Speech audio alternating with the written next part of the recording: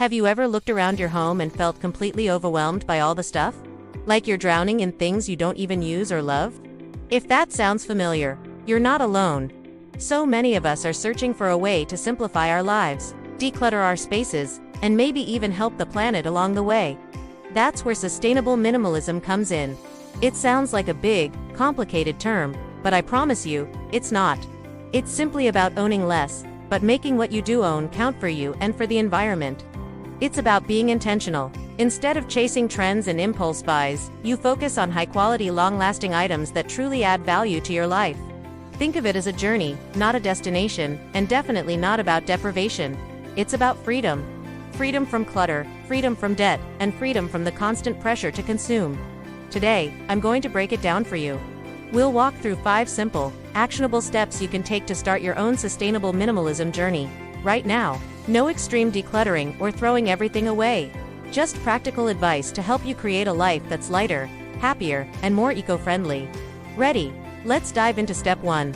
Our first step is to simply start with one small space. The idea of decluttering your entire house can be paralyzing, so don't. Pick one tiny, manageable area. It could be your nightstand, a single kitchen drawer. The infamous junk drawer is a great candidate, or even just your wallet. The goal here is to get a quick win, to feel that little spark of accomplishment that motivates you to keep going. Take everything out of that space. Yes, everything. Give the area a good wipe down. Now, as you look at each item, ask yourself a few simple questions. Do I use this regularly? Does this item bring me joy or serve a real purpose? If the answer is a resounding yes, it goes back in, neatly. If it's a no, we need to find a new home for it. This brings us to the sustainable part. Instead of just tossing things in the trash, we're going to be more thoughtful. Can it be recycled? Can it be donated to a local charity or a friend who might need it? Could you sell it online? The last resort should always be the landfill. By focusing on one small area, you're building a new habit.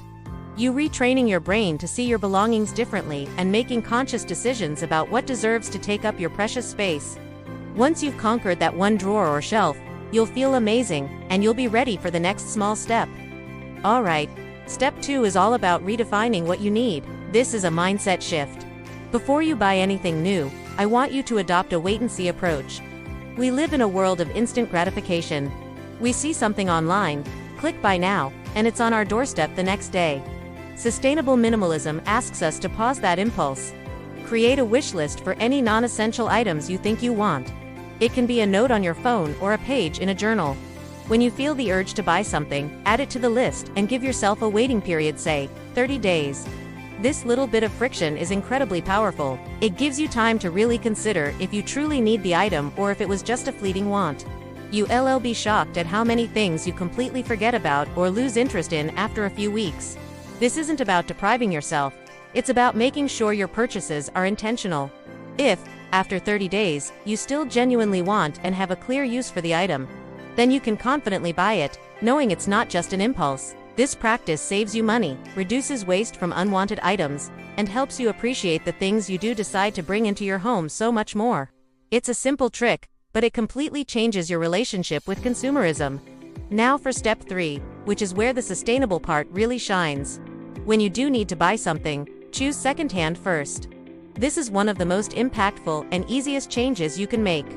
Before you head to a big box store or browse your usual online retailers, explore the world of pre-loved goods. Think about thrift stores, consignment shops, online marketplaces like Facebook Marketplace or eBay, and even local buy-nothing groups. You can find incredible high-quality items from clothing and furniture to books and kitchenware for a fraction of the original price. Someone else's decluttering treasure can become your perfect find. Shopping second-hand does 2 amazing things. First, it prevents a perfectly good item from ending up in a landfill, extending its life and honoring the resources that went into making it. Second, it reduces the demand for new production, which is a massive consumer of energy, water, and raw materials. It's a win-win. You save money, you get unique items with a bit of history, and you make a tangible, positive impact on the environment. So next time you need something, challenge yourself to find it secondhand. You might be surprised by how much you enjoy the hunt. Moving on to step 4. Embrace the power of no. This one is about setting boundaries to protect your space and your peace of mind. In our culture, It's so common to receive gifts we don't need or want. Freebies from events, promotional items, or well-intentioned but misguided birthday presents. Learning to politely decline these things is a crucial minimalist skill. It can feel awkward at first, but a simple, "That's so kind of you, but I'm trying to be more mindful about what I bring into my home, so I'll have to pass," is usually all it takes. Most people will understand and respect your decision. You can also be proactive. Before holidays or your birthday, let your friends and family know that you'd prefer experiences over things. Suggest a dinner out, a ticket to a concert, or simply spending quality time together. These create memories, not clutter. This also applies to digital clutter. Unsubscribe from marketing emails that tempt you to shop. Unfollow social media accounts that make you feel like you need more stuff to be happy.